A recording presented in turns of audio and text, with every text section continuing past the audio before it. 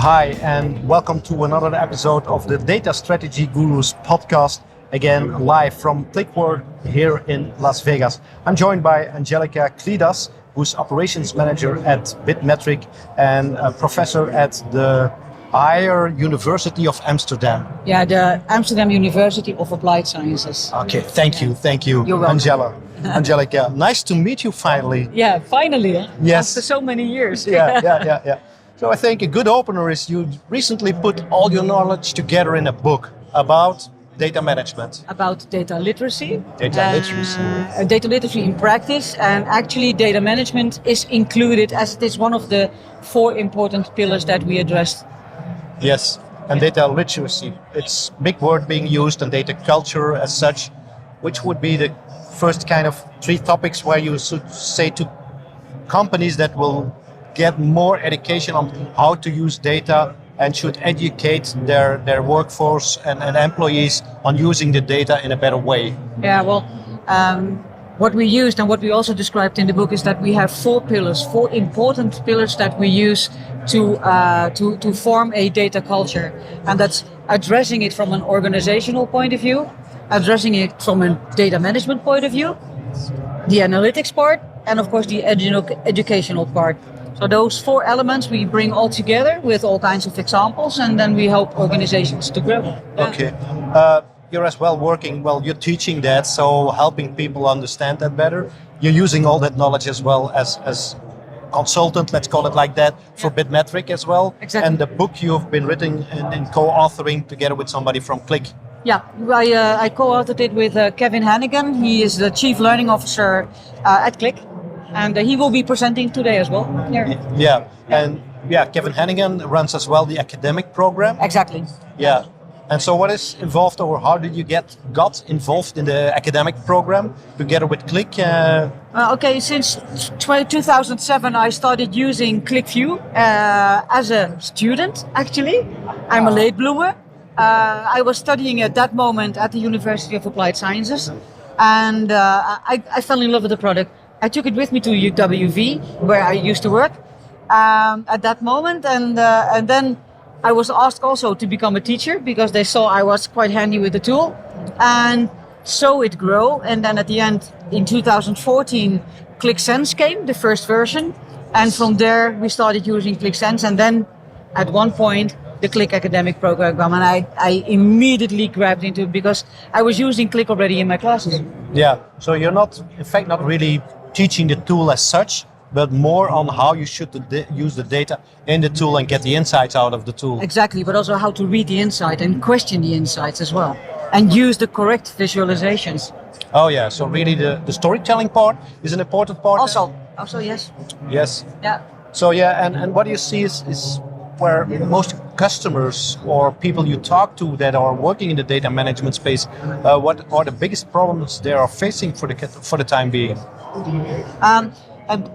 I thank God, finally data management is also addressed, right? Yeah, finally it gets some attention, support because from higher management. When the more lightweighted tools occurred and started entering also into the leader quadrant of Gartner, yes. It was a well-known saying that Qlik, then you have wild growth because everybody will do it.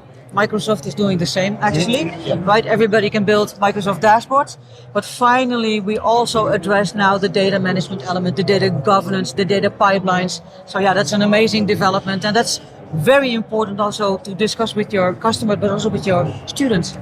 Yeah, so you get the best of both worlds. So people not yet being into the data space or the business world, they learn. Yeah. And in the 6 months that I give my minor, we will grab all facets of our business of data and analytics. Yes. It's from forming the strategy, thinking of your KPIs to align to the goals of the organizations, but also writing business cases for BI, how to run a project, but also how to write a measure plan and how to analyze and work with data and create beautiful insights. And so really putting up the KPIs, but understanding as well if they really do work and really are valuable.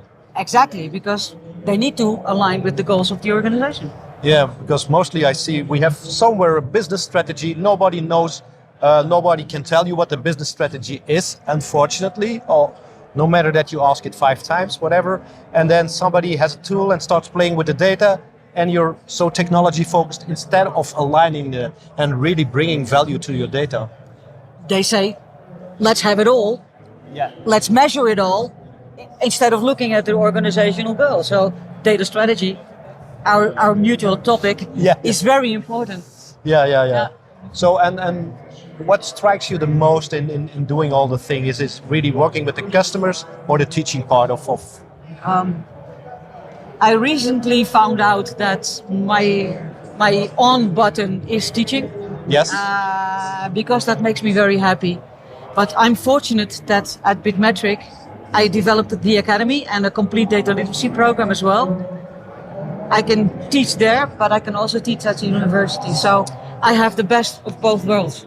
Oh yeah, so you're really teaching students who never saw anything about data, just entering into the real world as such, but you're working with customers as well, teaching them the same kind of curriculum then. Yes, and you met recently Rob, from Medux. Yeah. We teach his complete team all about the tool, but also about data literacy and how to visualize data. So then now finally data driven then. Yeah. Well, but can we be driven by data? No, it's driven by insights and Exactly. the agility, because until recently, that's my feeling. And it takes a lot of time to prepare your data, put it in the right shape, but we're accelerating on making that easier and more agile. And that's a nice evolution, what I see with the technology, and a big change. And I think it comes with big data came across, so you needed something else. New technology has been developed, and it got more focus. And that's an important part. You got the focus. I mean, if I'm talking to people, the veterans as us, being in the space for more than 20 years, the problems are still the same as about 20 years ago. They were talking about data observability, about data lineage, and understanding how the data flows through your organization. And that still is. And it's actually also a curveball, right? Because there where we had first, we need to think about the money of the cost of memory, right?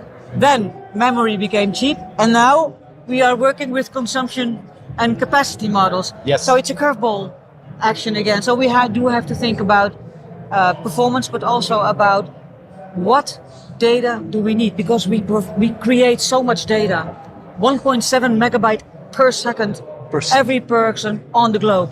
Yeah, it's unbelievable. It's amazing, Not everybody is already in the digital space. So imagine if 7 billion people would have a digital footprint. Then it would be skyrocket. So we still have a long way to go. I see. But I think you noticed as well that our business is continuously evolving. What we've learned 4 years ago is outdated now. So we have to keep on track, and that's the beautiful thing of being a consultant or a manager at Bitmetric and being the lecturer. I have to keep up speed. I have to keep up with the knowledge, and so I can explain the story. Yeah, I fully understand what you're talking about. For me, it's kind of the same thing where I see. Back in the days, big data came across. You start talking about that, and people start asking you questions and perceive you as the expert in the field. And you know for yourself, I still have to pick up. But it's kind of challenge what you get, and you deep dive to understand it better, and that helps you in growing and giving better advice as well. Exactly. And a lot of people are still afraid, I think, because our typical organization and culture is still on looking at people's performance, but in a negative way. Okay, you can't do this yet. You can't do this, that yet. Oh, there you need to improve. Instead of, okay, you're pretty good at that, so let's emphasize on that part. Exactly. And that's why you need when it comes to data and analytics, you need that organizational plan to evolve as an organization, but also safeguard your knowledge capital, right? The human. Yeah. So if you say the organizational part, that's something that is embedded in the curriculum as well, where you focus, putting together the team, the skill sets, and then train the people that they feel comfortable on doing the job as such. Yes. Exactly. Okay, very marvelous. So I definitely need to read the book. Yeah. Yes, I hope you will do. Let me arrange a book for you. Yeah. So if people are really interested in the book, where can they find the book? They can find the book online on Amazon and Bol bol.com in the Netherlands. It's written in English. And it's well received. So I'm very grateful and very proud. I'll make sure that we put it under the podcast and the people know where to find it. Thank you. Yeah. Angelika, it was very nice talking to you. I have a last question to wrap up. Data connects us, but music connects us as well. Do you have a favorite kind of music or a favorite band? As in my business in data and analytics, I love all topics. I have a broad and wide music flavor, but I think the disco era when I was a child, and when I was dancing on the tafares and everything, I still love those types of music. But the 80s, somewhere around the 70s, 80s. Yes. I love that. Okay. Yeah. Angelika, it was nice talking to you. Thanks for your time. You're welcome. Yes.